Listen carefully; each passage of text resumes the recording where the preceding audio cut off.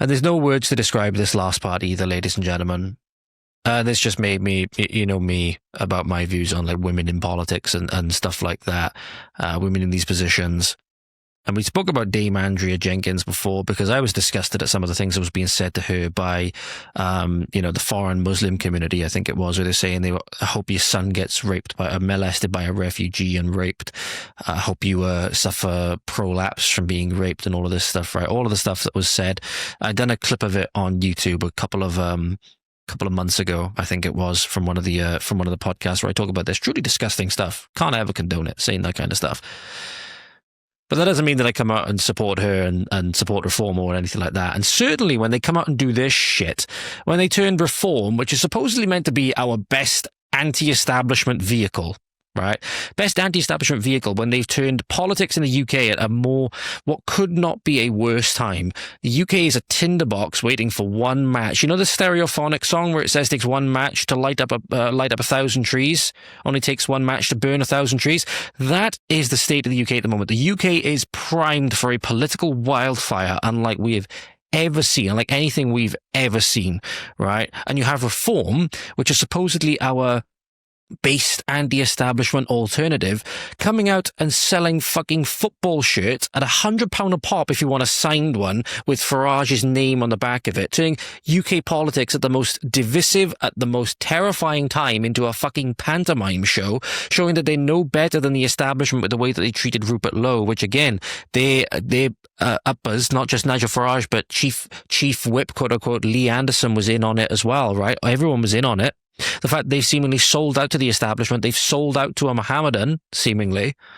But not only that, you have Dame Andrea Jenkins then coming out and turning it into a fucking true pantomime by coming out at a Reform conference singing a song called Insomnia and wearing a sparkly blue jumpsuit. Apparently saying, is this god-awful Labour government giving you sleepless nights and insomnia too? Here is this absolute travesty, ladies and gentlemen. I'm an insomniac, staring at the ceiling, waiting for my phone to switch off. Yes, I'm an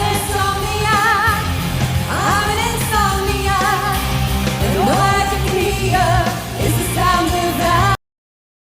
Right, not gonna lie, first off, and I don't like to disparage people for their creative efforts and stuff like that, being somebody who does creative things anyway. You know, you can argue that a podcast and presenting this in this way is a creative venture, right?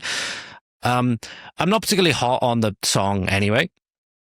But the biggest thing is, ladies and gentlemen, if she's an insomniac and if all of this stuff is getting to her where it's giving her sleepless nights and she can't manage the stress of it, maybe not the best person for the job.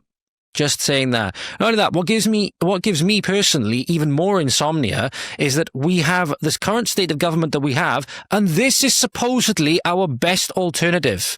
That gives me far more sleepless nights than the fucking stuff with the Labour government at the moment, because at least with the Labour government, it was expected. At least with the Labour government, after the betrayal of the Conservatives and knowing that the Labour government was just going to be a disgusting communist extension of that, and it was going to come faster and harder without lube, was the response that was going to come with the shafting of the British people. We expected it. I don't think many of us quite expected it to go as deep as it has, mind you, and they were going to be harbouring actual terrorists like Axel Rudikamana and people like that, and they were going to be, sacrificing young girls to the extent that they have, and they were going to be lying as much as they have, and the whole Angela Rayner and homeless minister and all of this situation. The depths of things truly some of it somehow still surprised us, but at least we could expect it. Reform at the last election had the population in the palm of their fucking hand with the way that they played things, and now they've lost everything. Elon Musk has come out against them, obviously, come out against Farage, saying he's weak and he's not going to do what is required, which is absolutely true.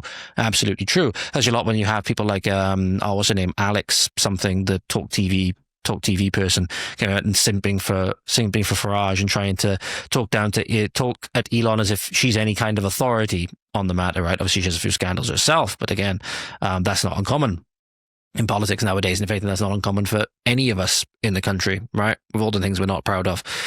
But again, this is the alternative.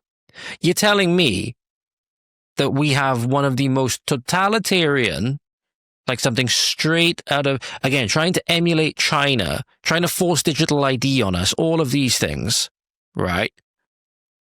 We are in the midst of a great oppression, in terms of our civil liberties, in terms of our rights to freedom of speech and all of these things, right? You know, our women and girls and all of us being put in danger, and we are being told that we can't do anything about it. The police chief in Canada recently came out and said that if something was to happen, if you were to get a home invader, it's probably just best you were to comply, because if you do anything in your defense, you'll get arrested.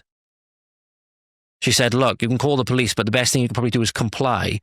Gad Saad had a great response to that, saying like, oh yeah, if somebody breaks in to rape you if you're a woman, the police chief is basically telling you to observe a receptive position, for what's about to happen.